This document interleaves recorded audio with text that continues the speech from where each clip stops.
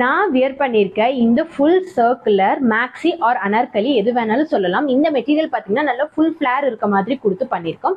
So இந்த மாதிரி gowns and Maxis customise பண்ணணும்னா எவ்வளோ மீட்டர் மெட்டீரியல் வேணும்னு சொல்லி நிறைய பேர் கேட்குறீங்க. ஸோ இந்த மாதிரி ஃபுல் ஃபிளேர்டு மேக்ஸி கஸ்டமைஸ் பண்ணணும்னா உங்களுக்கு மினிமம் 5.5 மீட்டராவது மெட்டீரியல் இருக்கணும். ஸோ பாடி சைஸ் பொறுத்து மாறும். பட் ஸ்டில் ஒரு சாரியில் நம்ம தாராளமாக வந்து ஒரு ஃபுல் ஃபிளேர்டு அனார்கலி வந்து கஸ்டமைஸ் பண்ணிக்கலாம். ஸோ இதுலேயே ப்ளீட்டட் மாதிரி வேணும்னு நினச்சிங்கன்னா 5.5 மீட்டர் தேவை கிடையாது. பட் 5.5 இருந்தாலும் ஃபுல் ப்ளீட் கொடுத்து நம்ம ஸ்டிச் பண்ணிக்கலாம். இதுல 4 மீட்டர் இருந்தாலும் போதும், இல்ல 3.5 மீட்டர் இருந்தாலும் போதும்.